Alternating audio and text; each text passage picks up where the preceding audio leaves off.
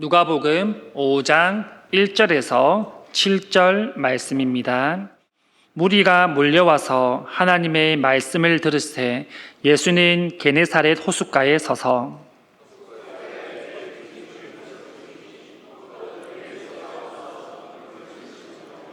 예수께서 한 배에 오르시니 그 배는 시몬의 배라. 육지에서 조금 떼기를 청하시고 앉으사 배에서 무리를 가르치시더니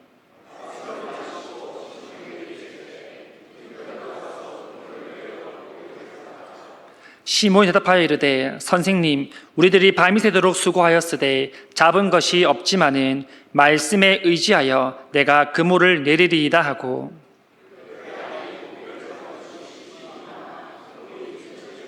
같이 합니다. 이에 다른 배에 있는 동무들에게 손짓하여 와서 도와달라 하니 그들이 와서 두 배의 채움에 잠기게 되었더라. 아멘. 산에 가서 명태를 잡아오라. 아버지가 그렇게 말씀하시면 순종할 아들이 여러분 있겠습니까?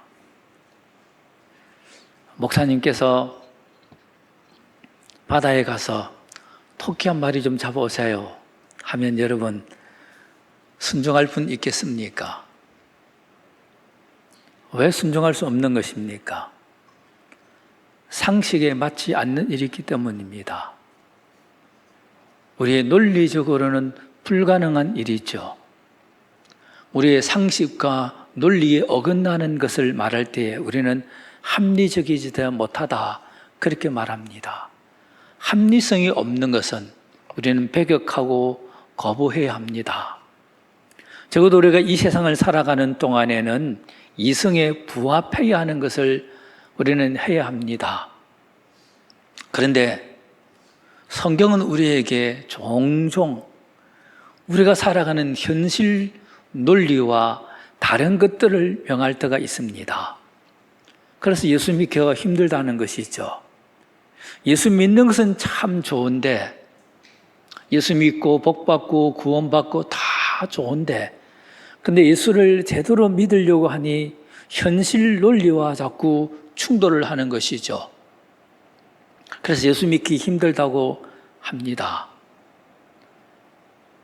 근데 여러분, 도대체 예수님은 왜 우리에게 현실과 어긋난 것들을 요구하시겠습니까? 종종 그런 일들이 발생하죠. 오늘 우리 본문에 나오는 시몬 베드로, 그에게 예수님은 황당한 말씀을 하셨습니다. 게네사렛 호숫가에서 군중들이 몰려들었습니다. 마침 예수님이 그때 보시니까 빈 배가 두 척이 있었습니다. 어부들은 그물을 싣고 있었고, 그래서 예수님은 그 배에 올라타셨습니다. 한참 설교를 하신 후에 그 배의 주인에게 예수님이 말씀하셨습니다. 깊은 데로 가서 그물을 내리고 고기를 잡아라. 우리가 너무 잘 아는 말씀이죠. 그래서 베드로는 깊은 데로 가서 그물을 내렸고 그물이 찢어질 만큼 그리고 만선의 기쁨을 누리고 돌아왔습니다. 그런데 여러분, 오늘 예수님이 베드로에게 깊은 데로 가라고 했습니다. 깊은 데가 어디입니까? 저는 오래전에 연평도에서 근무한 적이 있습니다. 연평도 주민들 당시 대부분은 어부들입니다.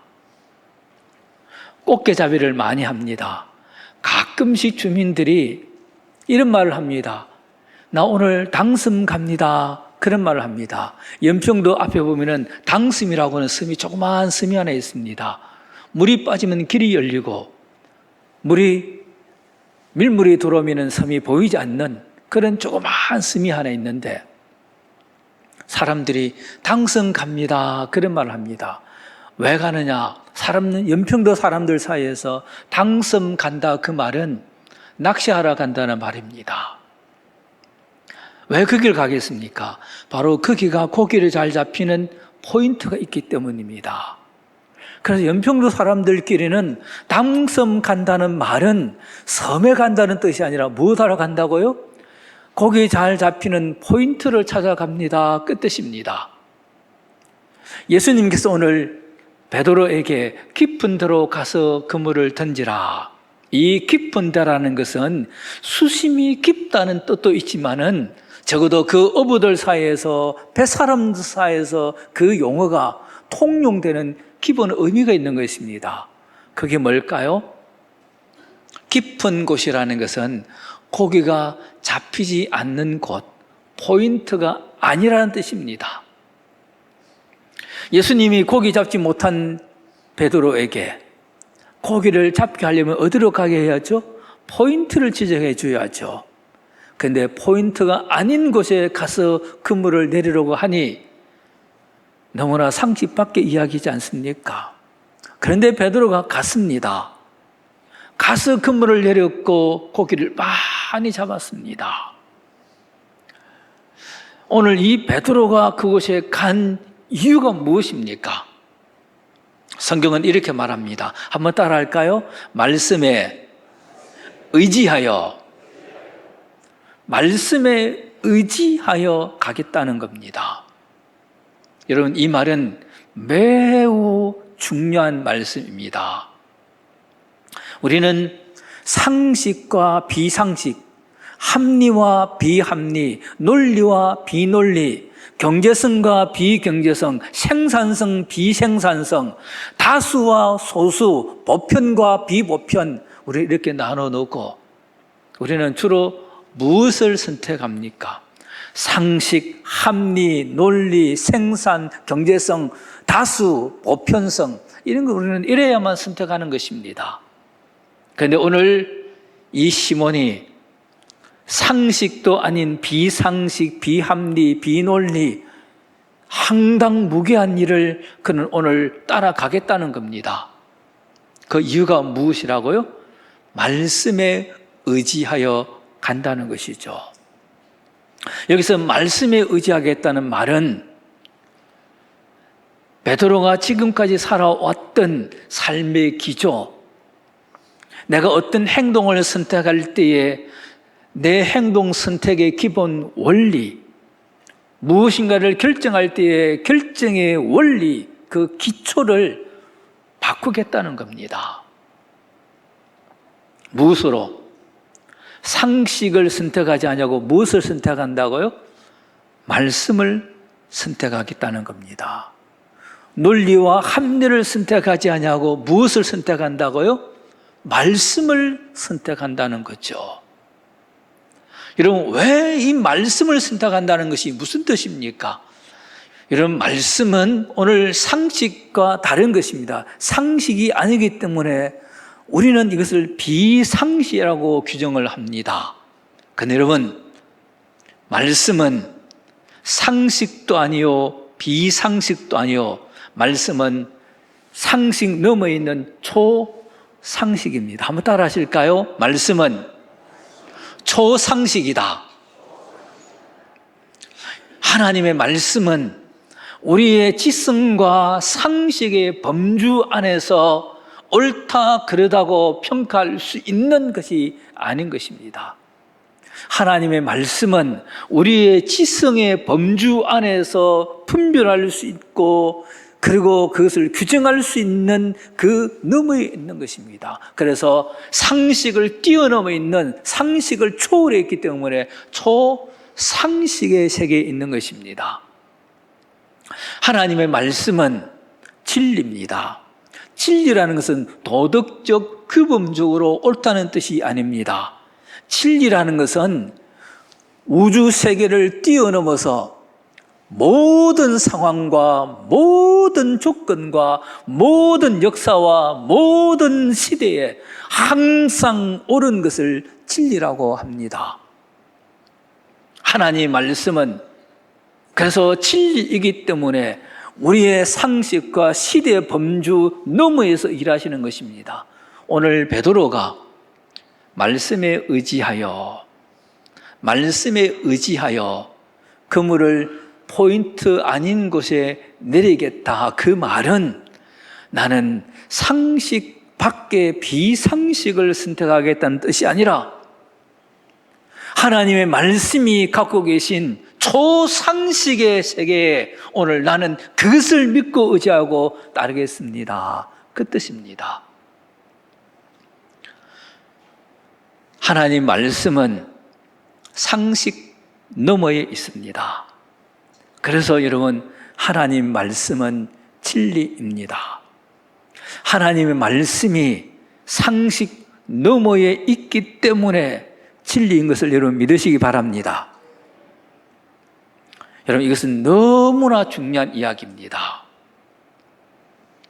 베드로는 그냥 예수님의 말씀이 권위가 있기 때문에 저 말을 들어야 될 것 같기 때문에 여러분 순종한 것이 아닙니다. 이 시몬 베드로는 말씀이 내 삶의 원리가 되겠다고, 말씀을 내 인생의 모든 기준으로 삼겠다고 선택하고 지금 포인트 아닌 곳에 그물을 내리는 것입니다. 그랬더니 어떤 일이 벌어졌죠? 상식 밖의 일이 벌어졌죠. 포인트 아닌 곳에 어마어마한 고깃대가 있었고 그물이 찢어졌고 그리고 배가 잠기게 될 만큼 고기를 잡았습니다. 신비를 경험하고 기적을 경험하게 된 것이죠. 왜 그런 것입니까?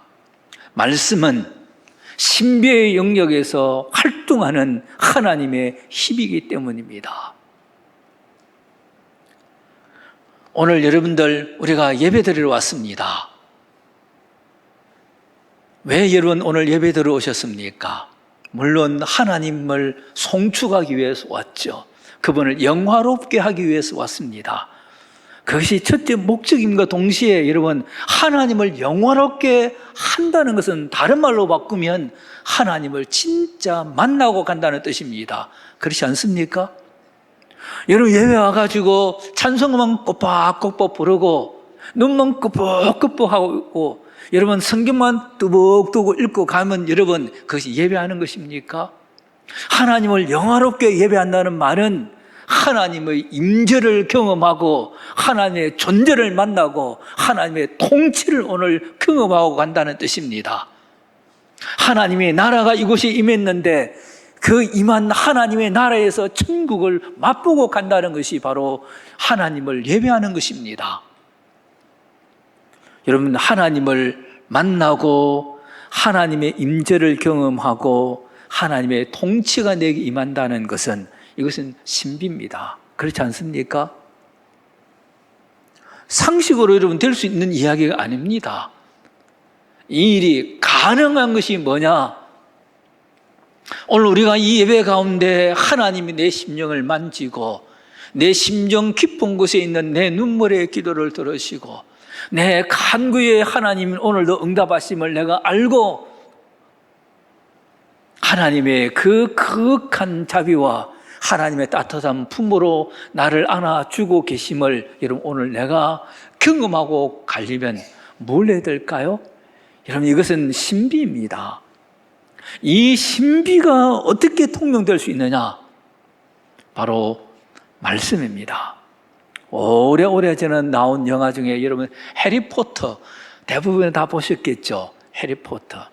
여러분, 이 해리포터 영화는 첫 시작이 어떻게 시작합니까? 마법학교에 들어가기 위해서 마법학교로 가는 기차를 타야 되지 않습니까? 그죠? 그 기차를 타면은 마법학교 속으로 쑥 들어가 버리는 겁니다.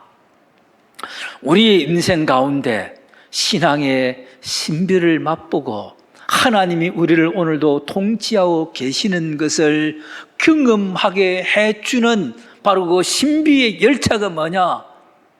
바로 그 여러분 말씀입니다. 왜냐하면 말씀은 초상식에 계시는 하나님의 진리이기 때문에 우리가 바로 그 배에 올라타면은 하나님은 우리를 신비의 항구로 데려가는 것입니다. 그래서 오늘 시몬이 바로 그 엄청난 일을 경험하게 되었죠. 그물을 내렸습니다.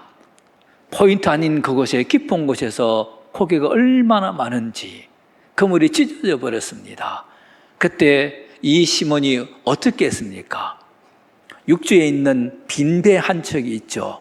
거기에 동무들이 있습니다. 그 동무들에게 손짓을 하면서 신호를 보냈습니다. 뭐라고 했죠? 한번 따라 할까요? 와서 도우라. 한 번 더 합시다. 와서 도우라. 도우라고 했습니다. 여러분, 돕는다는 것은 누구에게 도울 수 있는 것입니까? 나를 도와주십시오 할 때에 여러분, 강한 사람이 약한 자에게 나를 도와주십시오 하는 것입니까? 아니면은 없는 사람이 있는 자에게 나 좀 도와달라 하는 것입니까? 여러분, 있는 자가 없는 자에게 손을 내미는 것이 아니라 없는 자가 있는 자에게 손을 내미는 것이죠. 그렇죠? 오늘 지금 시몬이 동무들을 향하여서 와서 도우라 라고 했는데 여러분, 이 도우라는 말은 우리가 알고 있는 상식과 전혀 다른 뜻입니다. 오늘 여러분 펜을 갖고 계시면은 여러분 거기에 도우라가 여러분 6절에 있는 도우라는 그 단어에 여러분 반드시 여러분 언더라인 하시기 바랍니다. 그리고 거기다가 여러분 별표를 치셔야 됩니다. 왜 그런지 아십니까? 지금 여러분 여기서 도우라는 단어는 우리가 알고 있는 일반적인 개념, 가난한 사람이 부자에게, 없는 사람이 가진 자에게, 약한 자가 능한 자에게 호소하는 뜻이 아니기 때문입니다. 그런 뜻을 가진 단어가 다른 성경에 있어. 마태복음 15장에 보시면은 예수님께서 어느 날 두로와 시돈에 가셨는데 거기서 가나안 여인을 만납니다. 이 가나안 여인은 딸이 하나 있었는데 흉악한 귀신에 들려 있었죠. 그래서 예수님께 찾아와서 도와달라고 애걸복걸하지 않습니까? 예수님은 콧방귀도 안 뀌고 본척도 안 하고 외면했습니다. 찾아와서 예수님께 애걸하니까 예수님이 뭐라 말했습니까? 나는 이스라엘에 잃어버린 자를 찾으러 왔노라. 그래도 찾아와서 애걸복걸하니까 예수님이 뭐라 말씀했습니까? 자녀의 떡을 어떻게 개들에게 준단 말이냐 하면서 나는 개들은 상대 안 한다. 예수님께서 그런 모독을 주셨습니다. 그때 이 여인이 믿음 좋은 말씀을 했죠. 주님, 옳습니다. 나는 개가 맞습니다. 그렇지만 개들도 주인의 상에서 떨어진 부스러기를 먹지 않습니까? 내게 부스러기 좀 달라 그러지 않았습니까? 이런 호소하는 여인이 예수님께 이렇게 호소했어요. 저를 따라합시다. 주여, 저를 도와주소서. 도와달라고 그랬죠. 마태복음 15장에 나오는 말씀입니다. 여기서 지금 이 여자가 예수님께 도와달라고 할 때에는 없는 자가 가진 자에게 부탁하는 것이죠. 아무것도 할 수 없는 여인이 모든 것을 하실 수 있는 주님에게 요청하는 것이죠. 여기 사용된 헬라 단어가 보에떼오라고 합니다. 보에떼오. 이 보에떼오라고 하는 단어는 없는 사람이 있는 사람에게 구걸할 때 쓰는 단어, 도와달라는 말입니다. 그런데 여러분, 지금 시몬이 동무들에게 와서 도우라고 하는 단어는 보에떼오 그 단어가 아닙니다. 죄송합니다. 여러분 어려운 단어를 써서 죄송합니다만은 실람바노 한번 따라 하실까요? 실람바노. 이 단어의 뜻은 두 단어로 구성되어 있습니다. 실이라는 것은 함께, together. 람바노, take, 가진다는 뜻입니다. 그래서 이 단어를 우리말로 번역하면 함께 가진다는 뜻입니다. 한자어로 바꾸면 뭡니까? 공유입니다. 공유. 지금 이 단어가 왜 이런 토를 하는지 여러분 제가 설명을 드리려고 합니다.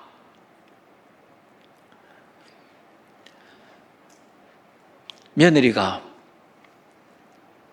때로는 아들 내외가 이번 여름에 동남아에 가서 휴가를 보내고 왔습니다. 돌아오면서 망고 말랭이를 많이 사왔습니다. 부모님께 그걸 가져다 드렸는데 노부부가 이빨도 성취하는데 그걸 많이 먹을 수 있겠습니까? 그래서 구의 식구들 야, 김집사, 박집사, 우리 집에 좀 와봐라. 하고는 망고 말랭이를 탁 펼쳐놓고, 자, 이거 좀 같이 나눠 먹자.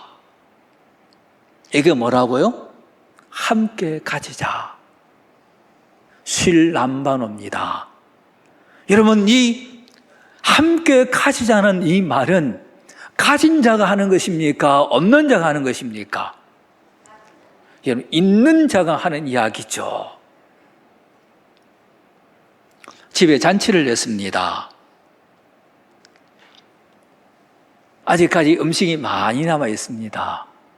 그래서 이웃 식구들 불러가지고 우리 집 와서 밥 한 그릇 같이 먹자. 이게 뭐라고요? 쉴람반옵니다. 함께 먹자. 공유하자. 그 말입니다. 오늘 강도사님이 사회를 보고 계시는데, 강도사님이 수정교회 오시기 전에 당회가 결정을 했죠. 수정교회 강도사로 청빙하기로. 그래서 아마 담임 목사님께서 이 강도사님께 이렇게 말하지 않았겠습니까? 강도사님, 우리 교회 오셔서 우리 교회를 잘 도와주십시오. 아마 그랬을 겁니다.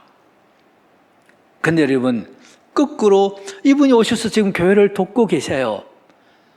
거꾸로 말하면은 교회가 이분에게 일할 수 있는 기회를 제공한 거예요. 와서 우리와 같이 일해 주십시오. 우리를 도와주십시오. 그 말이 뭡니까? 동력합시다. 쉴람반옵니다. 공유하는 것입니다. 이 공유는 누가 하는 것이라고요? 있는 자가 하는 것입니까? 없는 자가 하는 것입니까? 있는 자가 하는 것입니다. 지금 이 시몬 베드로가 배가 잠길 지경에 이르렀습니다. 그래서 친구에게 손짓하여 부릅니다. 와서 도우라. 이 도우라는 단어는 내가 힘이 부족하니까 내게 좀 힘을 좀 보태라는 뜻이 아닙니다. 뭘까요? 내가 초상식에 속한 나를 신비의 세계로, 기적의 세계로 끌어다 넣어주신 하나님의 말씀을 의지하고 여기에 와서 근무를 내렸더니 오늘 내가 놀라운 기적을 지금 경험하고 있다. 평생에 경험할 수 있는 신비를 내가 지금 누리고 있다. 이 신비로운 기적을 어찌 나 혼자 누릴 수 있겠느냐?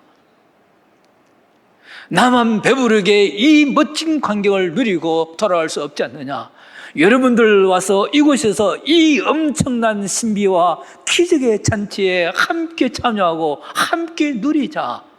이 말이 도우라 원 뜻입니다. 여러분, 우리는 이런 의미에서 많이 도와야겠죠. 공유하는 것입니다. 신앙생활을 하는 중에 가장 멋진 성도가 어떤 사람이겠습니까? 공유할 것이 많아야 되는 것입니다. 영적 신비를 많이 경험하고 하나님이 내 인생에 도우시는 그 엄청난 일들을 알기 때문에 그것을 나 혼자 간직하지 아니하고 간증할 일이 많은 사람이죠. 바로 그 사람이 여러분 공유해 주는 사람입니다. 오늘 광고를 보니까 10월 6일 주일날 VIP 초청 주일을 지킨다고 합니다. 전도해야죠. 근데 여러분, 전도하기가 쉽지 않죠. 근데 어떤 분들은 전도를 잘하는 분이 있습니다. 예수 믿으세요 하는 분이 있습니다. 근데 여러분, 어떤 분이 예수 믿으셔야 잘할 수 있습니까?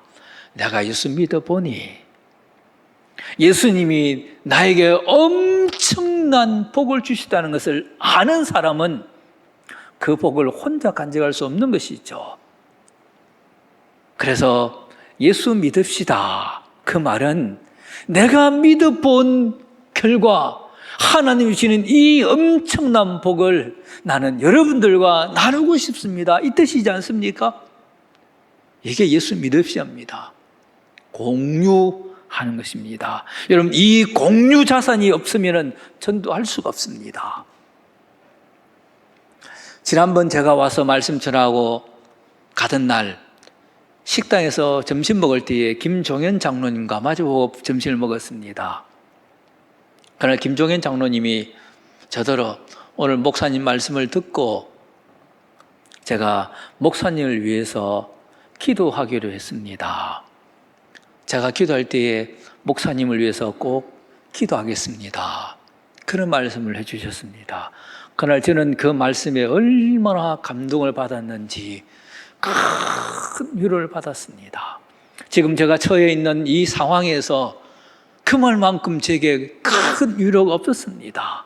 그런데 여러분, 어떤 사람이 내 기도 시간에 목사님의 이름을 불러가며 기도하겠습니다 할 수 있습니까? 기도의 신비를 경험하고 무릎 꿇고 하나님 앞에 주하려 눈물 흘리고 두 손 들고 기도할 때에 하나님이 나의 기도를 들으시는 이 신비의 세계를 경험해 본 자만이 기도하겠습니다 공유할 수 있는 것이죠.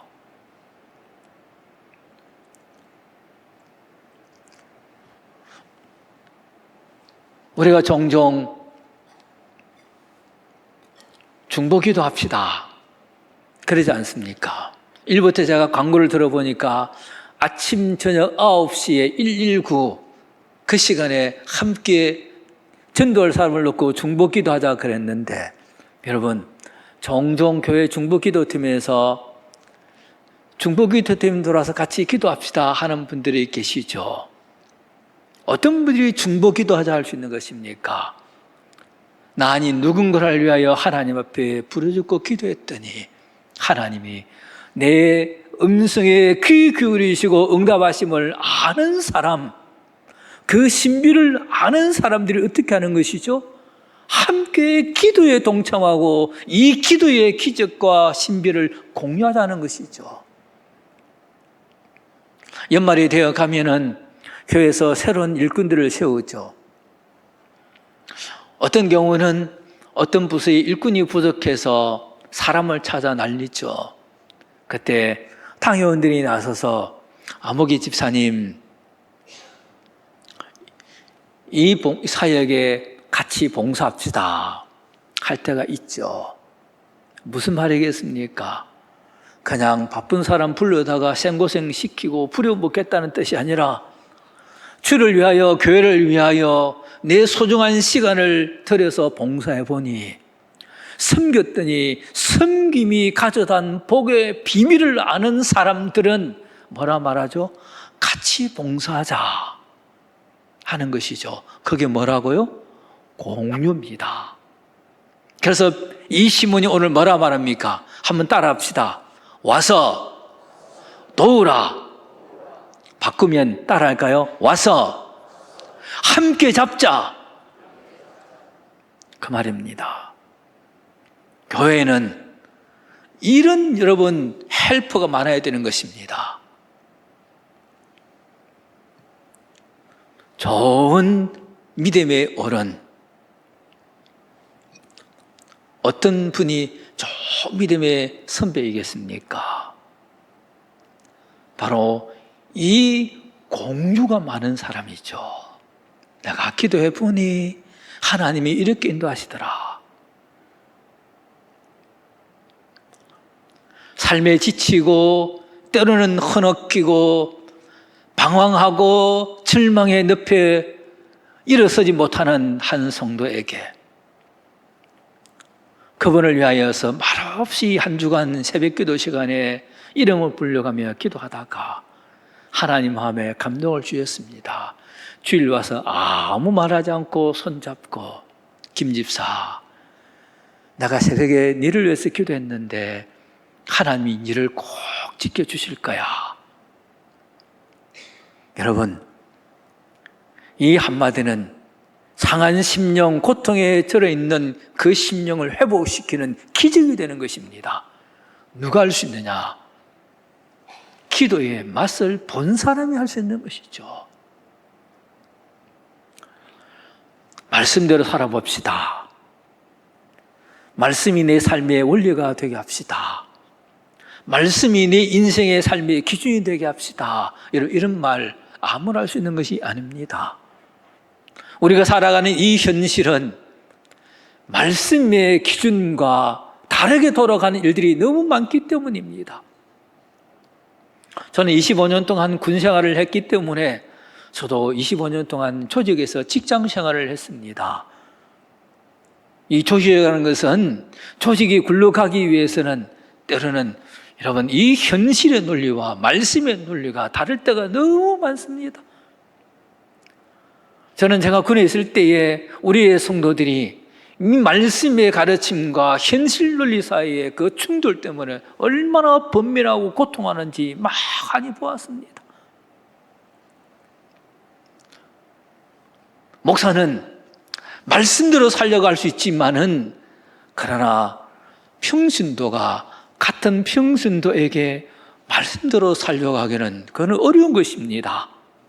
목사는 강단에서 말씀대로 살아야 된다고 선포할 수 있지만 그러나 현실을 가라는 같은 성도는 말씀대로 살려고 하기 어렵습니다. 누가 가능하냐? 현실 논리와 충돌될 때에 현실을 따르지 않냐고 말씀을 붙들어서 깊은 곳에 그물을 내리고 기적의 신비를 경험한 말씀을 의지하여 본 자만이 말씀대로 살아보자 갈 수 있는 것입니다. 그래야만 공유가 가능한 것이죠. 수정교회 성도 여러분, 이런 공유 자산이 많은 성도 되시기를 축복합니다. 가정에서 이런 자산이 많아야 되지 않겠습니까?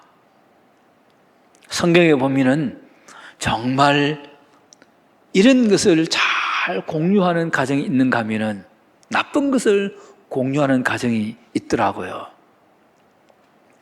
노아 할아버지, 그는 하나님의 부름을 받아서 120년 동안 방주를 지었습니다. 120년의 세월이 얼마나 긴 세월입니까? 왜 120년 걸렸겠습니까? 그 방주를 짓는 사람은 8명밖에 안 되었기 때문입니다. 노아, 셈, 함, 야벳 세 아들과 함께 그리고 그의 아내들 8명이 이것을 지은 것입니다. 한번 생각해 보십시오. 잣나무를 벌목해야죠. 그리고 톱질해서 켜야죠. 그리고 비틀리지 않도록 잘 건조해야죠. 그리고 하나씩 하나씩 짜 맞추어서 그 거대한 통나무 방주를 지으려면은 120년이 아니고는 못하는 것입니다. 그런데 여러분, 이 8명이 똑딱똑딱 그냥 순탄하게 잘 했겠습니까? 여러분, 노아의 아들 가운데 함이라는 아들이 있죠. 함은 삐딱입니다. 아버지가 포도주 마시고 그냥 팔자로 뻗었다고 해가지고 이 아들놈이 어떻게 했습니까? 동네방네 돌아다니면서 구경거리 있다고 와서 보소하고 난리 피운 아들입니다. 충동적이고 즉흥적이고 남을 배려할 줄 모르는 사람입니다. 함이 이랬다면 아버지가 방주 지자가 했을 때에 고분고분 순종했겠습니까? 제가 생각하기에는 다른 아들은 몰라도 함은 아마 삐딱선을 많이 탔을 것입니다. 노아 할아버지가 120년 방주 짓고 순종한 일이 기대하고 아름다운 일이지만 저는 노아에게 대한 존경심은 다른 데 있습니다. 그 삐딱선을 타는 함을 달래고 얼르고 타이르고 그렇게 해가지고 기어이 방주 짓는 일에 120년 동안 동참시키고 마지막 방주문을 닫을 때에 그 아들이 영광스럽게 방주 안에 들어가서 방주문을 쿵 닫아서 하나님의 구원의 경험을 공유하게 해주었다는 일에 대해서 저는 노아에게 깊은 존경심을 갖고 있습니다. 구원의 감격을 끝까지 함께 공유하게 해준 아버지. 그래서 노아는 위대한 신앙의 선조인 것입니다.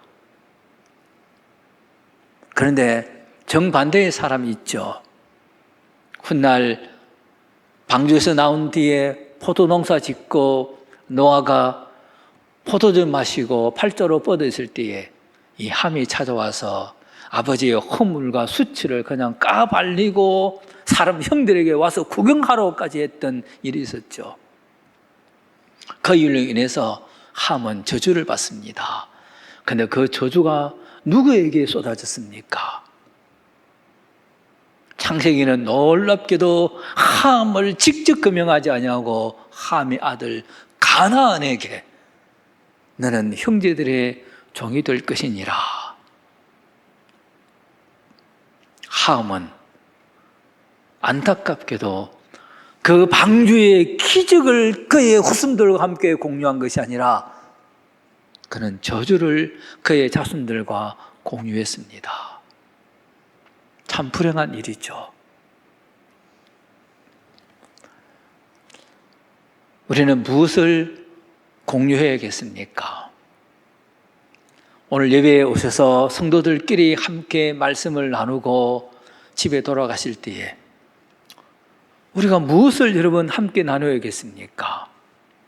은혜를 공유해야죠. 예수를 공유해야죠. 하나님이 예배 가운데 우리 가운데 찾아오셔서 내 심령을 만져주신 그 은혜의 사건을 우리는 공유해야죠. 그것이 여러분 오늘 예배에 온 이유이고 그 사람이 예배를 잘 드린 사람이고 그 사람이 하나님을 영화롭게 예배한 것입니다. 그러기 위해서 해야 될 일이 있죠. 무엇이라고요? 말씀을 의지하여 우리의 인생을 상식이 아니라 상식 너머에서 합리가 아니라 합리 너머에서 진리의 세계에서 통치하시는 바로 그 신비로 우리를 데려다 가시는 말씀을 의지해야 되는 것입니다. 지난번 왔을 때 제가 이런 말씀 드렸죠. 하나님 말씀은 다 성령의 감동으로 된 것으로.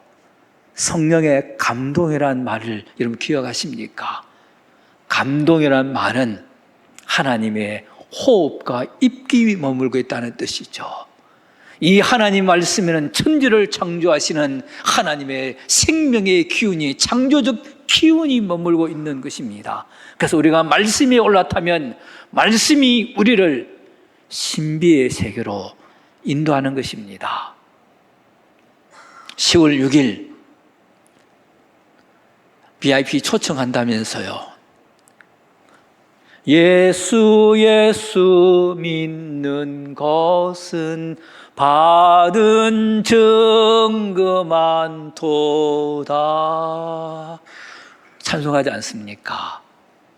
예수 믿고 받은 증거가 있다면 공유하셔야죠. 어렵게 말하지 말고 예수 한번 믿어봅시다. 길게 설명 안 해도 예수 믿어보니 내가 받은 복이 참 많습니다. 그거 같이 나누고 싶습니다. 그거 같이 맛보여주고 싶습니다. 그 말을 할 수 있지 않습니까? 공유해야 합니다. 우리의 삶 가운데 수증교회 교회 여러분, 여러분의 가정에 바로 이 거룩한 공유 자선이 많아지는 복된 삶이 되시기를 우리 주님 이름으로 축복을 드립니다.